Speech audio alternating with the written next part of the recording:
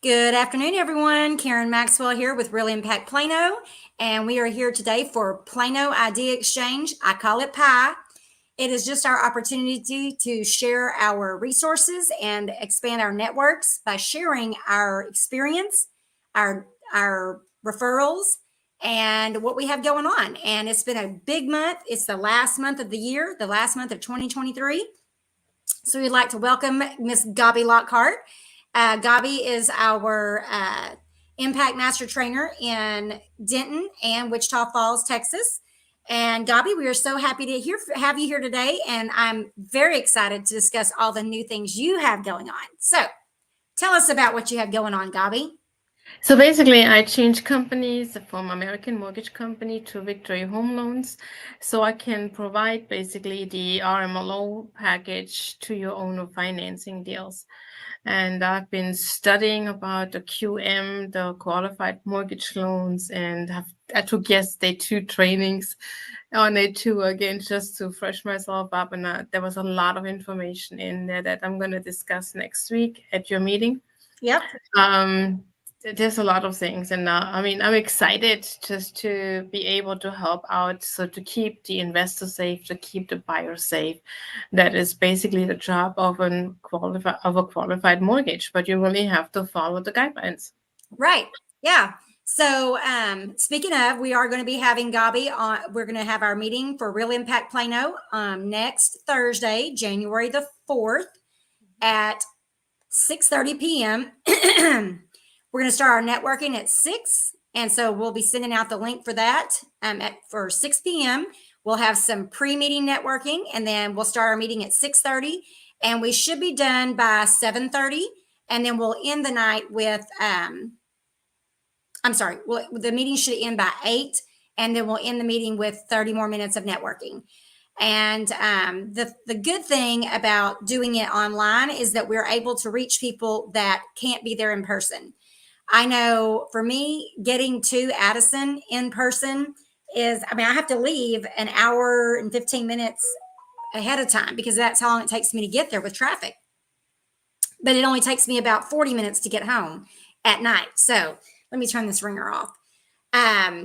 We're very excited about this, and we have been playing with a couple of different platforms. And right now, Zoom is the way that we're doing it. That way we can control the room, but have it recorded and be able to share it later. And for your topic, which is going to be using an RMLO,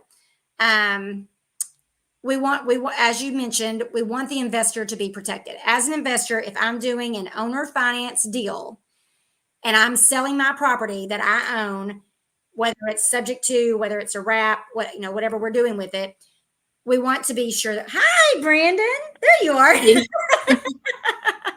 Hi. How are you? We're over here in Canton picking up a little bit of extra material we had on a job site. Awesome. Well, I'm so glad that you are here today. I'm going to finish up with Gabi, and then I'll get back to you, okay?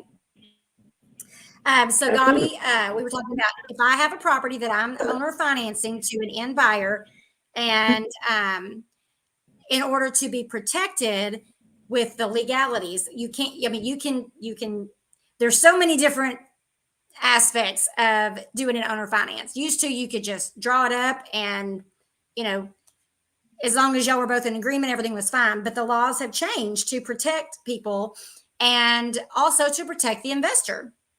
Right. And the thing that always gets me is that people don't want to use an RMLO because it's too difficult, it's too expensive, it's whatever. But it is necessary. And the buyer is going to be paying for that. So I don't know why more investors don't just embrace it and say, yes, I'm going to use an RMLO. Just like with note servicing. Note servicing makes your life easier because somebody else is keeping up with all the details.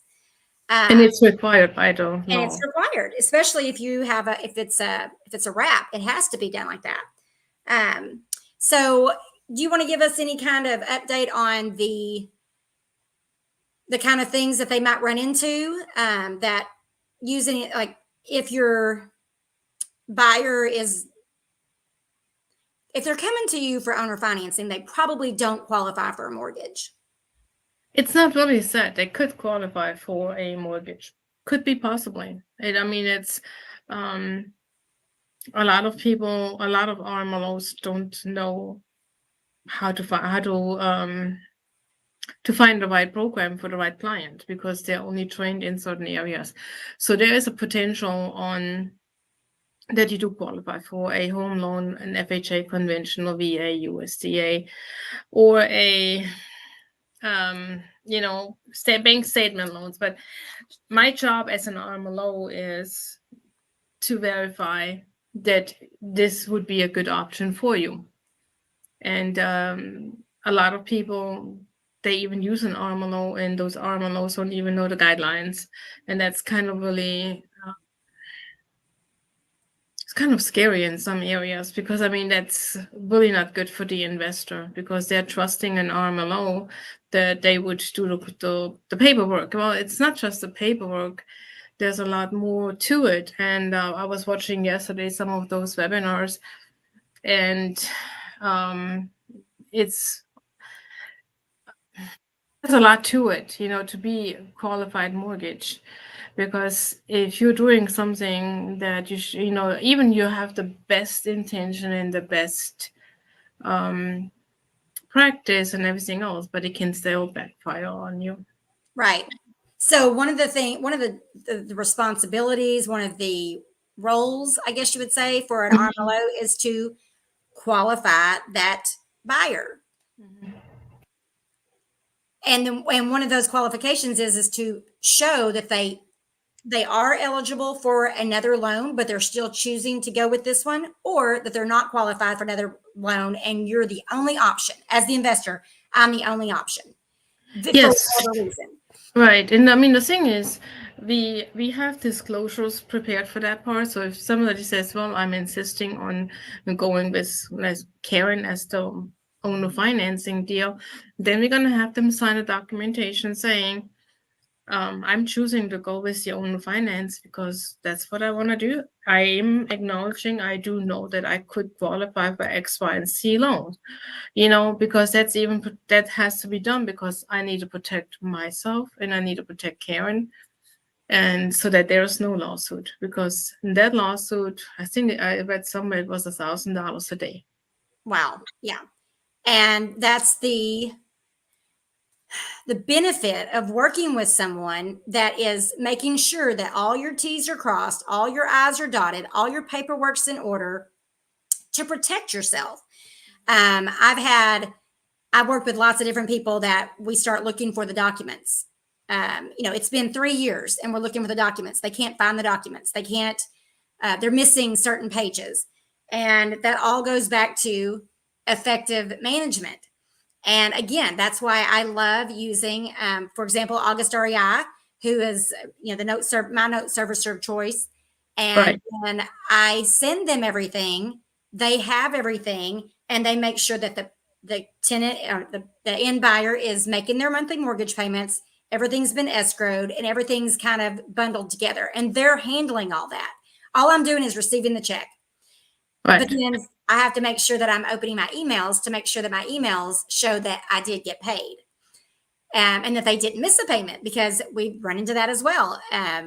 If you're not opening the emails to see exactly what happened, you assume that that's the payment email, but it's kind of like when you get the mail from I'm really bad about it. I get or a letter from my car payment. So I make my car payment. It's automated. It's auto drafted, but they still send me a letter saying that, oh, you made your payment. I know that. Please stop mailing me stuff that I don't need to open. Because what happens is you think you know what's in that envelope. And if you don't open that envelope, it very well could be something different. Maybe they're selling your note. Maybe there could be so many reasons that they mail to you. But I'm really bad about that myself. And I've had to break myself of that habit and say, I have to open the mail. Even though I think I know what's in it, I need to open it. It's really important, especially in the mortgage side, because of the servicing, they're going to have to send you out notifications. And if you don't and you miss it, then you have a problem. But that's in general, it's not just in general. Yes. For example, the bank will often notify you that your insurance is expired. And we've had this with properties that the loan was sold to a different servicer. For example, Cetera sold out to, oh gosh, I think Cetera sold out to Mr. Cooper. So when our insurance came up for renewal, they sent the insurance, proof of insurance to Cetera, but now it was with Mr. Cooper. So then Mr. Cooper didn't get the new insurance, and therefore they force placed insurance. But Yeah, that's expensive. yeah. And so I got it handled, but it was after the fact. It's like, oh, why is this payment up? Well, there's force placed insurance. Why is there force placed insurance? I have insurance. I've always had insurance. So then I had to go reach out to the insurance company, get the proof that I'd never had a lapse in insurance, send it to the new servicer, and have them refund. And they're really good about refunding. As long as you can show that you didn't have a lapse in coverage, that you had coverage, they refund. I just got one back, not for me, but for someone else, for 2 years. They had paid force placed. Oh, they have to. They have to. Yes. Yeah. So that was great, and the payment will go down. So that's just another. But the mail didn't get opened because they thought it was just the monthly mortgage statement. So it's really important that you open your mail. I know I'm bad on that too. I know I've got a stack. I'm looking over here a stack of mail that I have, but most of it's junk. In my defense, most of it's junk mail. But and even that, you could find a dollar bill because somebody sent, for advertising, a dollar bill. I had somebody one time, we sent out some postcards to motivated sellers, and one guy was not motivated, and he put that card and a dollar bill in an envelope, mailed it back to me, all kinds of curse words on the postcard itself, and told me basically, I was desperate. Here's $1. You need it more than I do. And I'm like, I'm going to go buy coffee. Thank you. I know. I mean, some people they're different, but it's open your mail. I think that's really important, and just use professionals when you do your job. I mean, I'm not, it's really important that you follow the instructions. Yes. And we've had some issues with collections or non-collections. And we've had to kind of step in and do some negotiating. That was not really our job, but we've had to do it because we still needed a resolution. So, yeah, and also when you work with professionals, work with the ones that you can trust, not somebody only because somebody does business with you. There may be wonderful people, but they do not know their business. That's true. That's absolutely true. Hello, Mr. Brandon. Are you available? Yes, ma'am. Yeah, hey, I'm just how driving. Are you doing? We are just trying to get out of the big city of Canton. Gotcha. Well, and this is the weekend of Canton. Oh, fantastic. They're probably Trades Day. Yeah, their trades day is this weekend. We were supposed to be there. My cousin does tumblers. We were supposed to try to do Canton, but we realized that it was the weekend before New Year's. And I didn't realize how many days they set up before Canton actually kicks off. So I've never thought about it. They probably are there 4 or 5 days, I'm guessing, huh? Yeah, I know that they're there setting up on Wednesday because I think they actually open on Thursday. But so what do you guys got going on? Anything new and exciting? Yes, ma'am. We've got a lot of projects going. We've got one in Avenger. The guys are trying to finish up a build for Mr. John Lau, Mr. Be Happy. We're working with him on a new build out there in Avenger.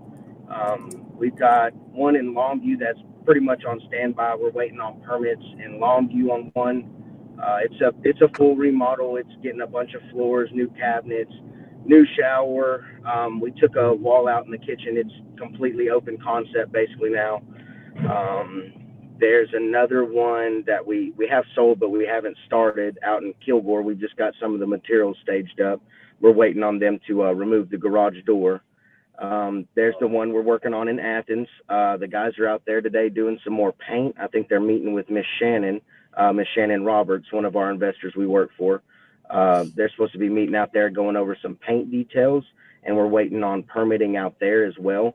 I've actually got to call Athens here in a little bit after I get off the call and everything and see where we're at in process with them.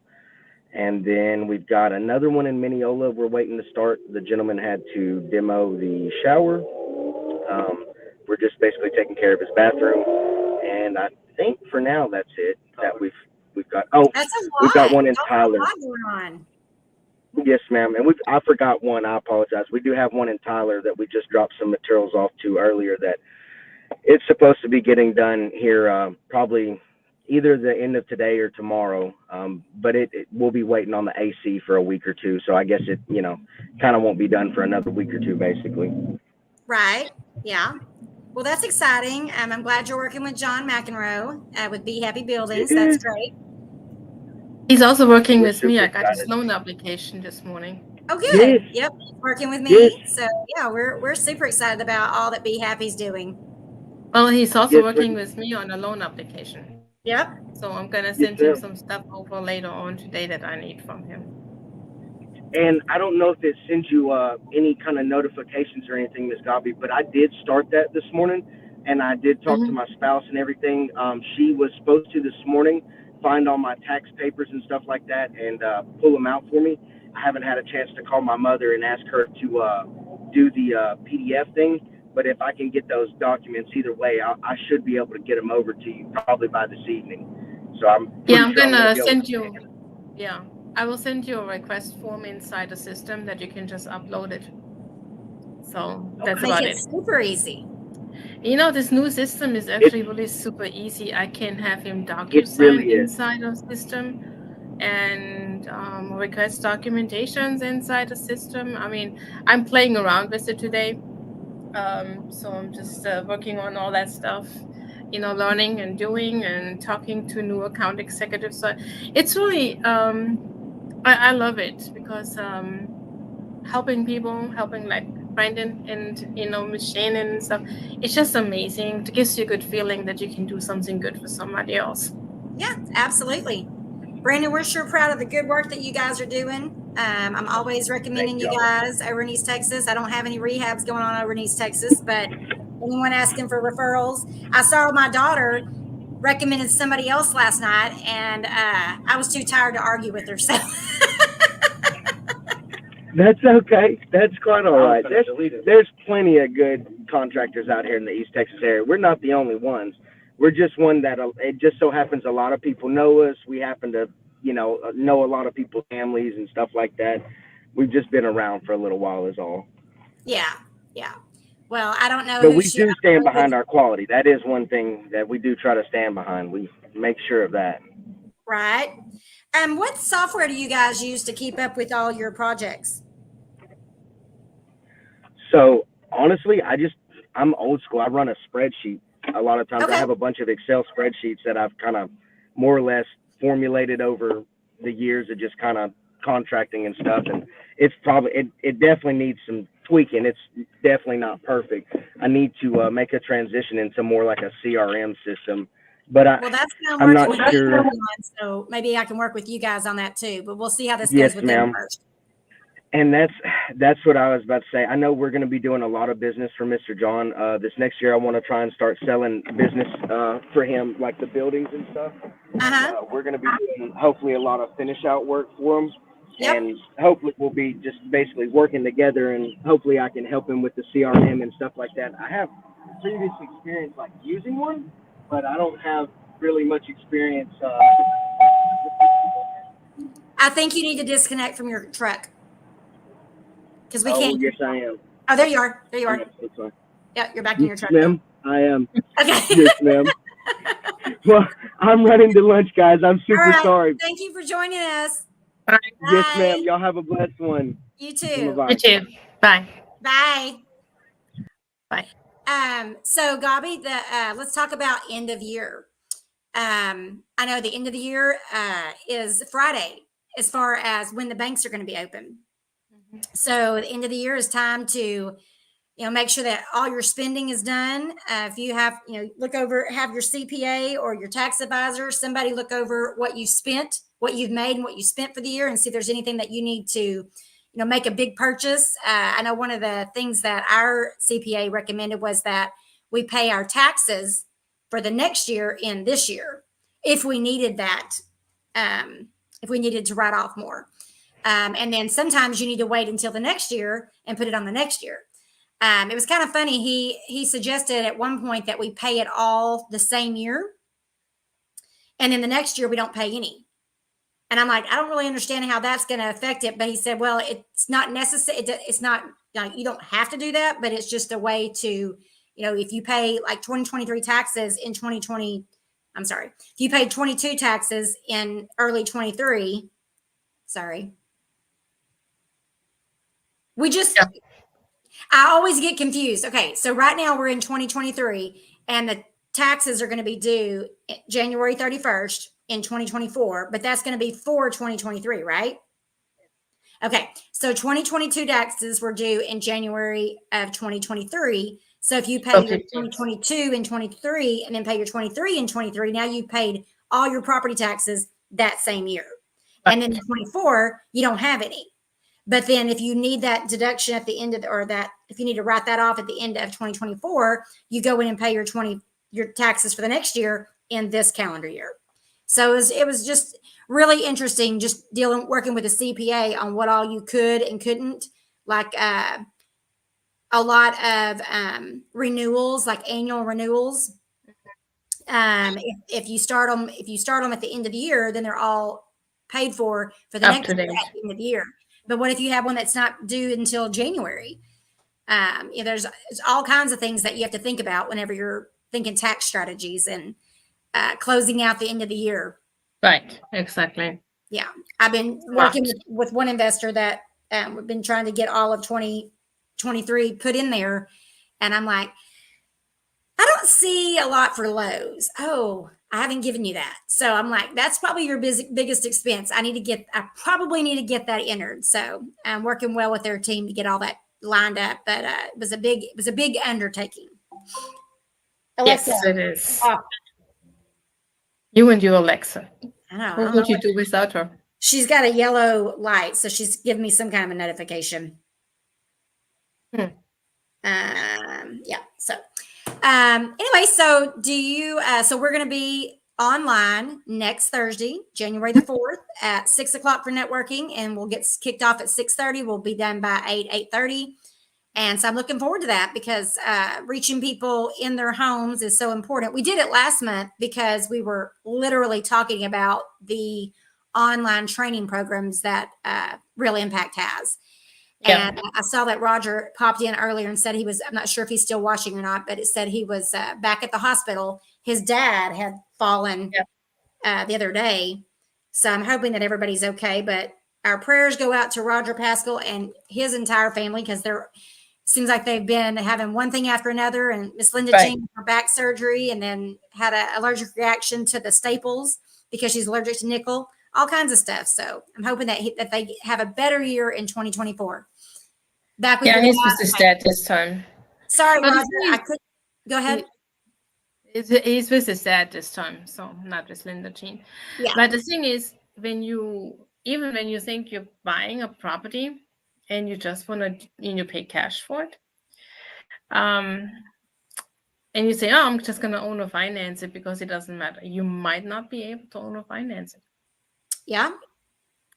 So you need to really do your job diligently, work with professionals. I mean, you can always ask questions.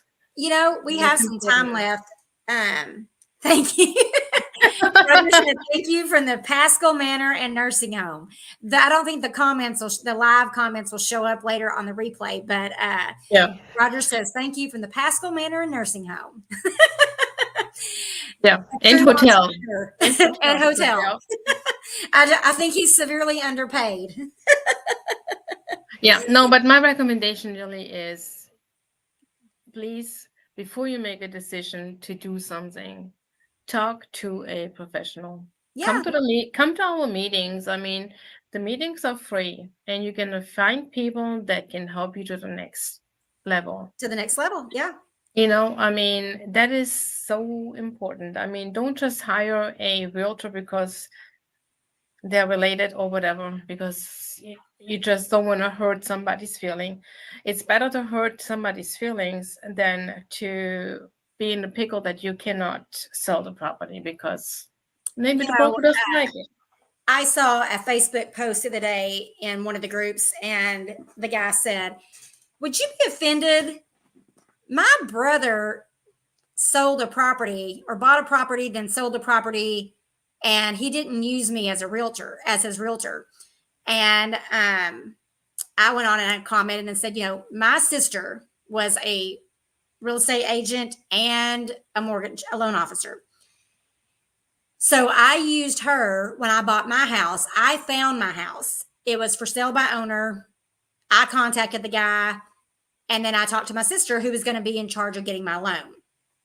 I mean, she was getting my financing. So she represented me, but she didn't charge me the fee. And then she did my loan. So I'm sure she got paid somehow, but because she was my sister, she helped me with those discounts. I didn't need a realtor, but she handled it for me. Then, we negotiated the price and all that. And then when my younger sister bought a house, many houses, my sister was her agent. But then one Saturday, my older sister did not want to show my sister a house because she was not available. And then she became never available in the evenings. That was her lifestyle. She didn't want to show properties in the evenings. So my younger sister got a different agent. She used a different agent. My sister was pissed. But you know what? My younger sister had to do what she had to do for herself. My older sister was not available, and anybody would do that. If you have an agent that's not showing you properties when you're wanting to look at them, that's not a good fit. So find a different agent, and that's plain and simple. But there was some hard feelings, and we just had to explain to my older sister, like, look, and she's the one that passed away, but we just had to explain to her, look, she said, I need to look at houses in the evening and on weekends when I'm not working. And you're only available for a narrow, my sister was only available from 10 to 2. No, I mean, that doesn't work to do business. Yeah. But that worked for her. Yeah. And that's what she wanted to do. And so it was just a decision, and it was fun, and it all worked out, and it was great after the fact. But that guy was really upset that his brother did not use him. And I know we've said it before. Sometimes working with family and friends is not always the right thing to do. I saw one yesterday where she said, the poster said, I just woke up. Oh, I guess it was this morning. She said, I just woke up to a text from someone that I've shown 20, 30 properties to. And last night at Christmas dinner, she found out that her cousin is an agent. So she's going to let her cousin show her houses. And that agent was very irritated. And then they went into the whole, did you have an agreement? Da, da, da, da, da. And so I thought that was really funny that, or not funny, but that happens. People don't know that if they don't know you're an agent, then why would they use you? But using an agent for real estate investing is you want to make sure that you're using an agent that works with investors because it's different. Oh, yeah. Very different. Your husband's an agent. Roger's an agent. Right. There again, Roger. Roger's an agent over in, the Metroplex. He's in North Richland Hills. And then they are also, I think Linda Jean is an agent in Tyler. They're both licensed in both areas, yes. I remember Roger's story about she sells the pretty houses and he sells the smelly houses. Something like that. That's what they do. I mean, but the thing is, they have their niche programs. And when you talk to a realtor, talk to them and see if you're going to be comfortable with them showing you houses. Yeah. And what is, interview them. But don't just have them show you 20 or 30 houses and then ditch them, because that's a lot of gas. A lot of work. And that's not fair. And that realtor doesn't get paid until you close with them. The same thing with a loan officer. I mean, some of the banks, they get their paycheck. It doesn't matter if they close or not. But if you're a licensed loan officer like I am, I only get paid if I close the loan. Yep.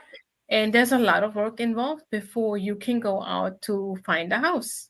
Yes. And so only because, you feel, I mean, just find out if you want to work with that person. If you don't want to work with that person, then don't waste their time. Right. And we don't take offense. If we're not a good fit, we're not a Oh. good fit. I don't want to work with someone that doesn't enjoy working with me. Exactly. In any aspect. People often think that I'm a real estate agent, and I'm not. I'm a real estate investor. I have to correct people all the time. They think that I'm an agent, and I'm like, no, I'm not an agent. I will buy your house with cash, but I'm not going to list it for you. So there's, but not everybody understands that. They don't understand what the difference is between an agent and a loan officer. Sometimes they don't even really meet their loan officer. Like you do a lot online. I do a lot of things online that and I phone don't. calls. Yeah, and phone calls. Because you really don't need to meet. And I mean, I have a system in place that requests documentations from you, and you can DocuSign. I Yeah. don't even need you to do anything. So I really like that a lot. And I mean, work with people and don't just use their time and waste their time, because pulling a credit report costs money. It costs you money. It costs me money, yes. And then my time also. yeah. I mean, putting together a loan often takes a lot of work. And Oh, yeah. especially when you're waiting on, when you need 10 documents, okay, I need these 10 documents from you in order to process your loan. And they give you these. X, Y, and Z. Yes. Like I sliced my thumb cutting bread. Oh, So they give you these. They still have to go back and get these other ones, the missing documents. But you can get started with these. If they send you part of it, you can get started in some cases. yeah, in some cases. But it's like there's certain things that you're going to be asked for. Like Brandon was saying earlier in the call, was that he was going to be gathering those documents for you. Yes. Some people will wait until they get them all, but they don't ever get that last one, and they don't send anything until they get it all. Well, Right. Then get on it, because we're dead in the water until we're able to start processing your application. Yeah, the problem is also that people don't want to, they're still wasting the time of the loan officer or the real estate agent. But now the real estate agents go like, well, I'm not going to show you a house until you are, until you're approved. And that's the best thing to do, because if you show somebody a $500,000 house and they can only qualify for 200, you have a problem. And you wasted your time. Yes, and gas, and time, and research. And how long does it take to get? How long does it take? Hey, Denise, how long does it take to get pre-qualified? Can you go over that? Because again, so if you upload all the documentation, yeah, if you submit all the documentation, let's say perfect scenario, you upload all the documentation that are required. Because we're all perfect, Gabi. Give us that perfect scenario. I give you the perfect scenario. So if you upload a complete 1003, that's what we call the application, then in 30 to 45 minutes, I can give you a good estimate on what you can do. Yes. Yeah. So just to be clear, we might be using words that other people don't understand. What is that? Oh gosh, what is that letter? Pre-qual letter? Proof of funds. So a proof of funds. It's different than a pre-qual letter. It is different. So a proof of funds just says, I have access to X amount of money to buy a property. Whether it could be in their checking account, it could be that they have worked with you and you're like, okay, this is what we can get you qualified for.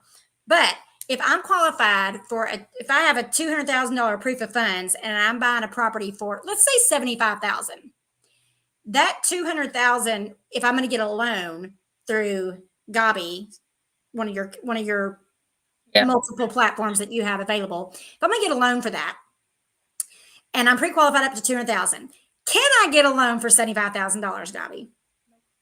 Why is that? Because it doesn't meet the minimum requirements, right? Exactly. So we see this a lot. People get started in real estate investing, and they want to stay within their means. They want to start small. So they found a good house, and they want to buy it and rehab it.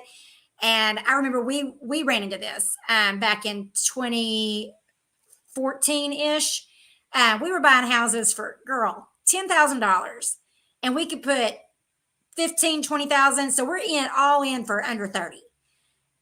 But we couldn't get loans for that because nobody would do a loan for 30,000. So we had to go into private money or using our own money, which you never want to do, but sometimes it's necessary. And I'm going to tell you what, this is a great story. Those properties, I just looked at the appraisals that we did in the summer. We paid $20,000 for those houses. Some of them we didn't even have to put work into because they had tenants in place. But over the years, we put some money into it. Do you know what those appraised for? $125,000.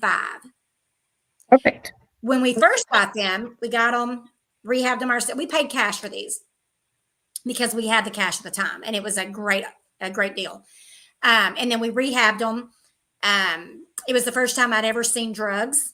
When we were cleaning out a house, like I saw needles and I saw drugs, and I'm like, oh my God, like, what do we do? It was, that's not my lifestyle. Not comfortable with that at all.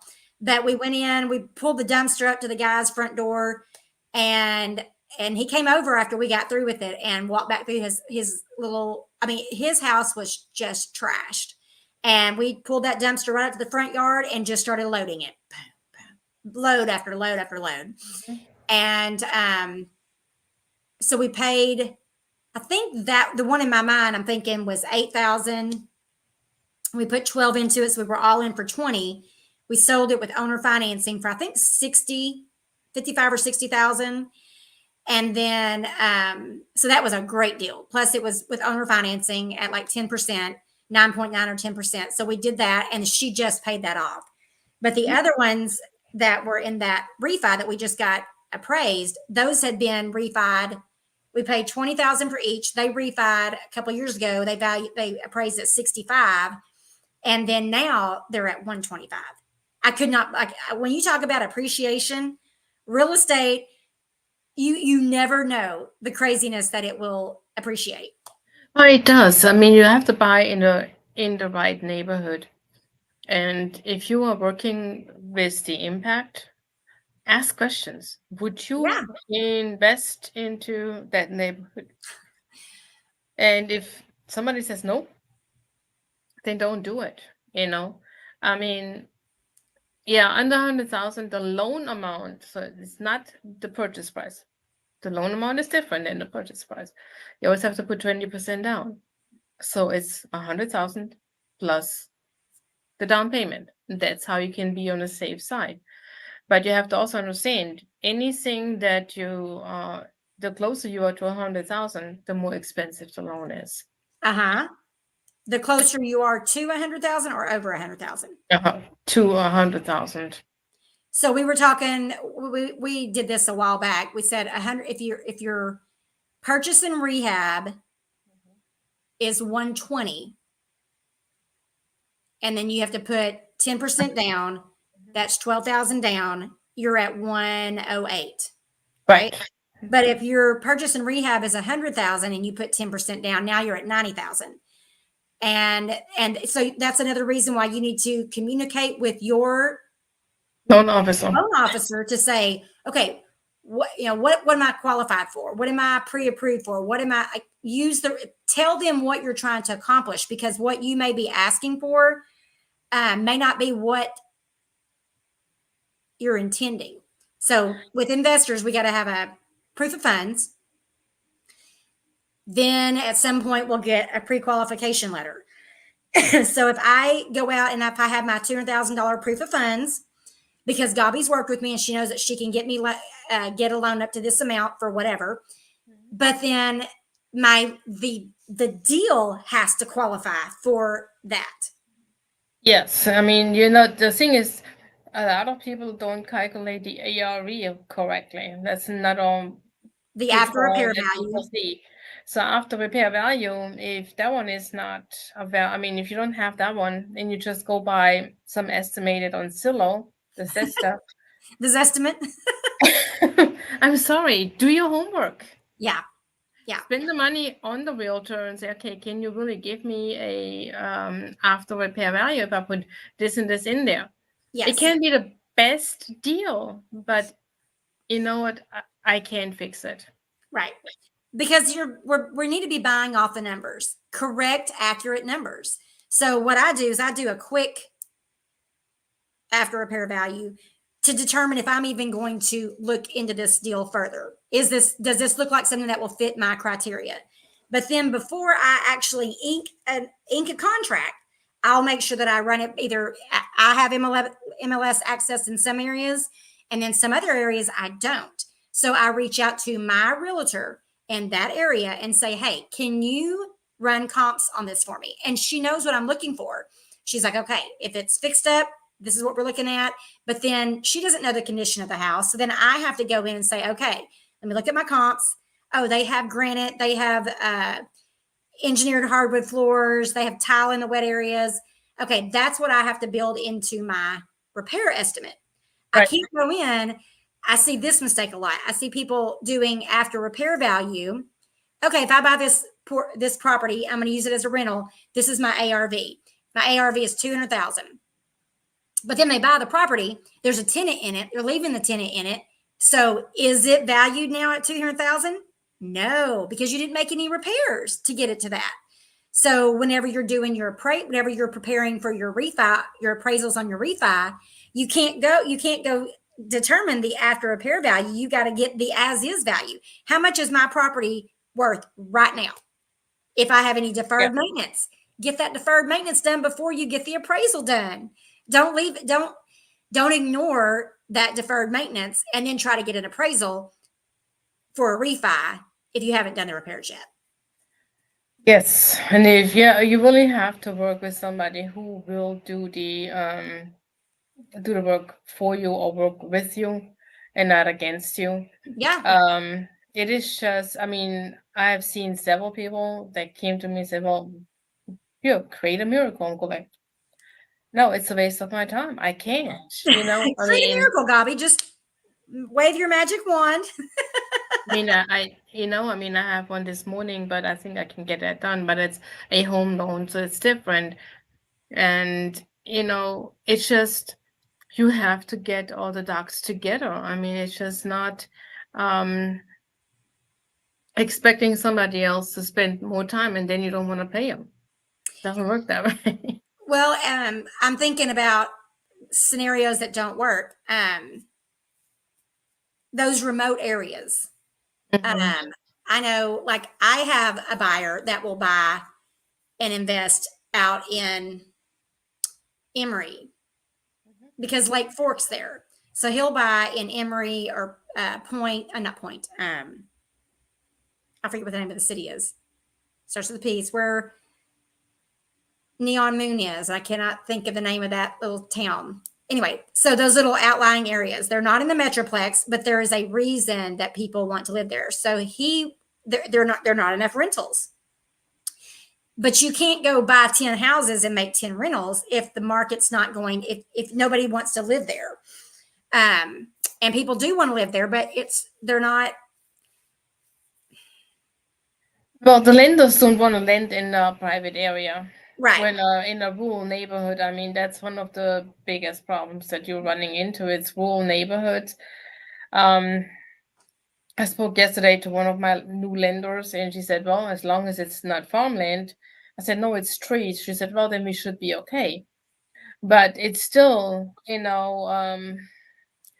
it's a problem. I mean, you just have to really don't just get in contract and hope that everything goes well, because it's a really great deal, because that great deal can cost you really dearly.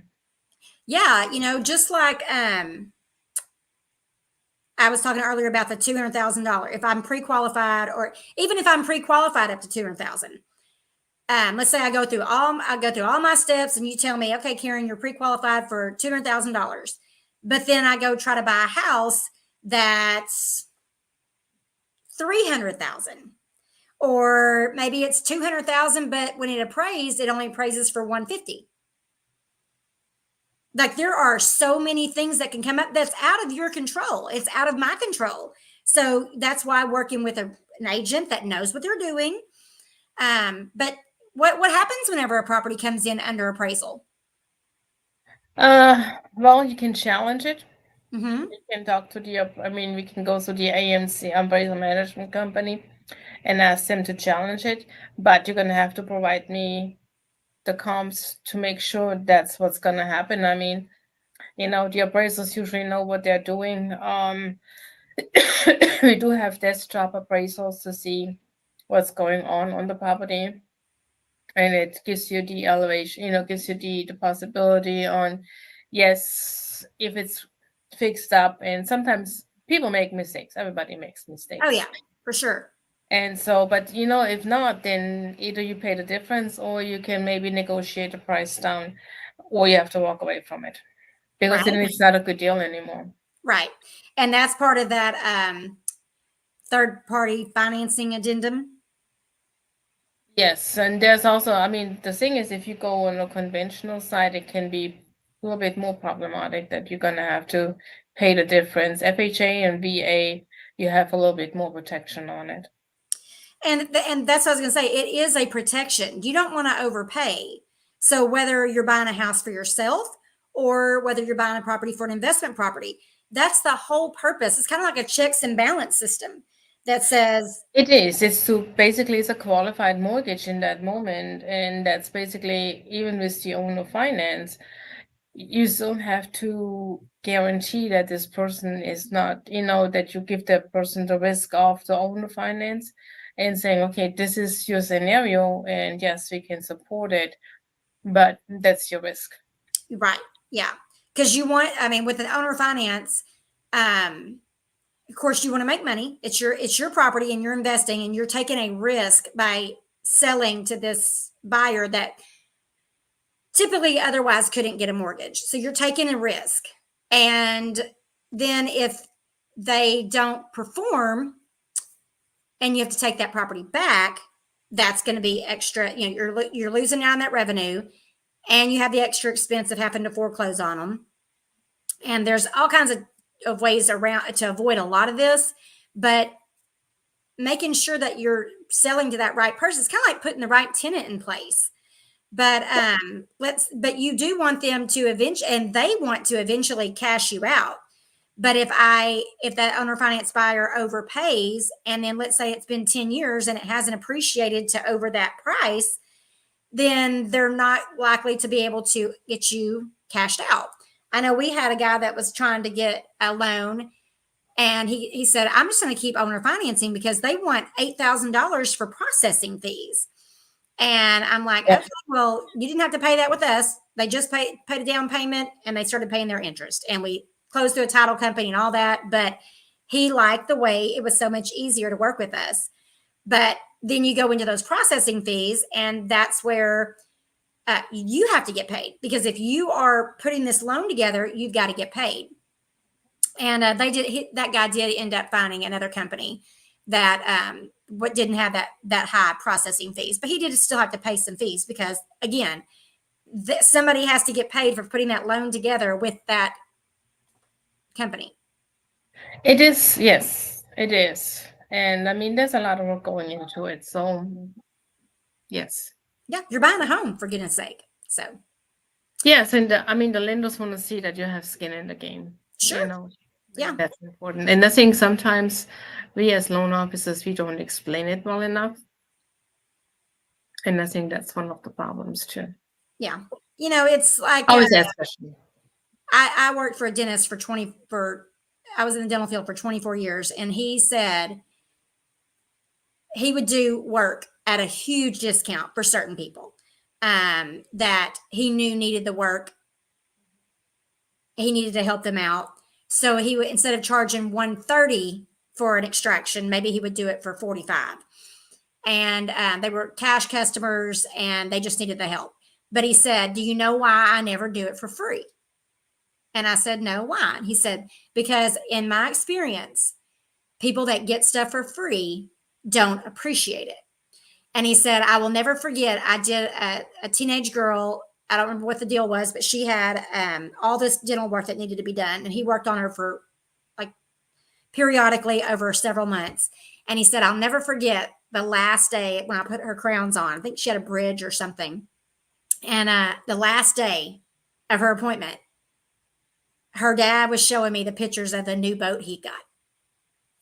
And he was like, here, I've done all this work on this girl for free. And he said, that's the last time I ever did anything for free. And that's one of the things that you and I run into a lot, is that we give a lot of free assistance.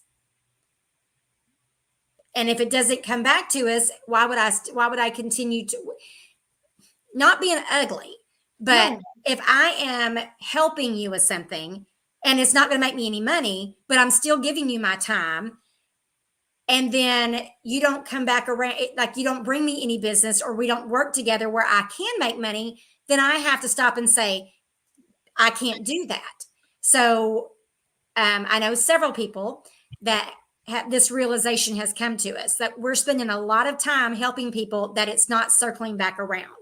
And so I just have to choose my time, to who I give my time to and my efforts to, a little more consideration. Yes, it's very important. Because then if I neglect if I neglect my own job and making money, guess what? That person that I devoted that time to or that attention to isn't going to pay my bills. And as an entrepreneur, I have to be able to pay my bills, and therefore I have to charge people accordingly. And, I see it all the time on Facebook. Why does everybody want to charge for coaching? Why does everybody want to do this? Why can't they just talk to me for free? Well, you can get so much information out there for free. Is it the right information? Not always. But we have so many things that we offer at Impact. You can go to realimpacttraining.com and see what all we have to offer. We are kicking off a new online course. Documents. Documents are something that people always want. And I have to defend myself and say, I can't give you a contract or an addendum or what have you, because I don't know that you know what you're going to do with it. So I'm only confident sharing that with something that, like, for example, I'm not sure if Roger's still on, but we have subject2institute.com. You can go there and you can learn all about how to do a subject to deal from start to finish and get the documents. And it's priceless. Honestly, if you do that the right way. Online. I don't remember what the price is. No, I mean, the thing is, it's priceless. I mean, the thing it is. If you do it right. If you do it right. I mean, I've had to fill out a subject to packet, all the documents for a subject to deal, and I still have to refer back to my instructions. Okay. Yes. What do I want to do here? What do I want to do here? But if you don't understand what you're filling out, then you may make a mistake when you're filling something out, and it may be a large mistake. But it can cost you. It can, absolutely, honestly, it can cost you a lot. And if you don't have all the paperwork together, it can cost. Denise says $475 lifetime access. Thank you, Denise. But Roger has Roger put this together because we had been through so many of our full day advanced trainings on subject to, and it was so much knowledge and information that he was giving that not everyone could retain all that information. So he started his subject2institute.com earlier this year and made it available to the public. So you can go there, you can access the training. If you need to remember about the insurance, you go to the insurance section. If you need to know about talking to motivated sellers and explaining to them the process of selling to you subject to their existing mortgage, you can go to that section and watch that video and look at the notes. And then all the documents are there. But giving you blank documents that you don't know what to do with is dangerous. And Very dangerous. And I don't want to be responsible for it. So that's just kind of, we paid our attorneys to go over these things and prepare these things for us. And they've been written and rewritten and tweaked a little bit here and there. And then the laws change. So then you have to go in and change them again. So there's just all kinds of things that go hand in hand with it. And just being part of the network and being a part of our group, being involved with us, having the ability to call us and say, hey, Roger, I have a problem with this, or hey, Karen, or hey, Gabi, I have a problem with this. Let's work through it. We'll present you with a couple of, we mastermind and say, okay, have you tried this? What if we tried this? What if we tried this? And then present that back to you. And whether that works for you or not is up to you. But I just love to see people out trying and not complaining about, why don't you just give it away for free? Hey, come to our free meetings. We do it once a month. We offer education once a month for free, and you can come to that. But if you want more one-on-one, if you want more advanced training, more in-depth training, just get with us. And then we also have our online course where you can go through the course if you want to get started investing, then you can go to our online course. And I want to say it's around $1,000. I think Denise is like, let me go look that up for her too. I think it's around $1,000 for our online course, $997 or so. And you get access to that. You get the videos. You learn how to talk to motivated sellers, how to find motivated sellers, how to manage your property once it becomes a rental. It's just endless, the stuff that's available to you. And a lot of it's online. A lot of it's free. A lot of it you have to pay. But as part of our training program, we give you the documents that you need for that part. And that's how we've broken it down. Now, also we're going to do coffee with Karen and Gabi on a Friday morning. I forgot about that. Oh gosh. What day are we doing that? Friday morning. Friday mornings at 8 a.m. 8 a.m. Bring your cup of coffee and you can ask questions. We need to get that marketed. We need to get that I need to get that on our schedule, in our groups, on our Facebook. I'll start us a Facebook group, Coffee with Karen and Gabi. Yes, I think that would be great. So you can ask questions and you can just communicate with us. And then we can guide you into the right direction. And then, but not everything is free. With the things that we talk about. Like every morning, Gabi and I have a call every morning. She's been missing lately, but I know she's busy with her new transition. I'm like, oh my God, it's 8 o'clock and I haven't heard from Gabi yet. And then the next thing I know, it's 4 o'clock in the afternoon. The next thing I know, it's the next day. And I'm like, oh, there she is.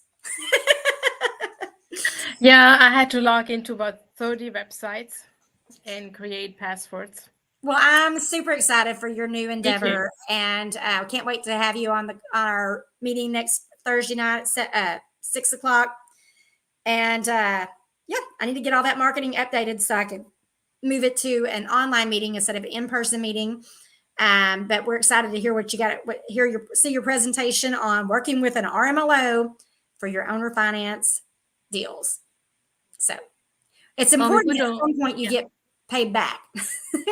You do. And Tim and I, we worked yesterday on the PowerPoint. This was sent over to compliance because everything has to be compliant. Right.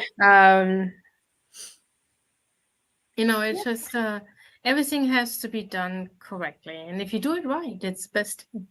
So then you don't have somebody else who can find the loopholes. There you go. All right, dear. Well, thank y'all for joining us today. And we will see y'all. Let me look and see when our next one is going to be. Oh, it's going to be around my birthday. I already know that. January 31st will be our next monthly pie call, Plano Idea Exchange. You don't have to be in Plano. It's just where my group is. Don't worry about that. But we are just bringing together our resources and our experience, our knowledge, and having discussions and solving problems because we're problem solvers. So we'll see you guys back for the next Plano ID Exchange on January 31st at noon. And watch for our Coffee with Karen and Gabi every Friday morning at 8 a.m. And we're going to do that here, Gabi? Yes. On StreamYard? Yes. Okay. All right. I think I can figure that out. Maybe we'll do Facebook Live instead of YouTube because this goes out on YouTube. So maybe we'll do Facebook Live. Yeah, that might be better. But I'm going to have to test that. I'll put us in a group and we'll test that. Do that. And yes, Denise, happy New Year's. And I Yes, wish you Denise, was Happy New Year. Yep. successful. And everybody who is Yes. listening in. And We're getting ready for 2024, and every year, every day should be better than the last, and every year should be better than the last. So, yes. Coach Michael Burt, if y'all don't follow him or you didn't see his post that he did on Christmas, he did a live call on Christmas Day, and it was about how to make a quantum jump in 2024. Highly recommend it. There are some issues that every entrepreneur and every business can benefit from. One of the top ones was, what is your kryptonite? What's that thing that keeps you from making that quantum jump? Well, if you keep driving the same direction to get to the same place every day, you're not going to be able to get to a different place if you just keep driving to the same place, using the same map to get to the same place. So sometimes we can get ideas in our head and we have a plan, but then we have too many plans, too many ideas. So we have to focus on one thing, get that up and running, and then go focus on the next one. So I was reading this morning, it says, if it doesn't challenge you, it does not change you. There you go. That was great. If it doesn't challenge you, it doesn't change you. Exactly. So keep that in mind for the next year. Leave right. milestones behind and not gravestones. That's one right. of my other things. Milestones, not gravestones. Exactly. And make a difference and help other people. That's right. That's right. Be a go-giver, give back. Okay, guys, we'll see you guys next month, or we'll see you Friday, January the 5th, with our first Coffee with Karen and Gabi. Sounds great. Bye.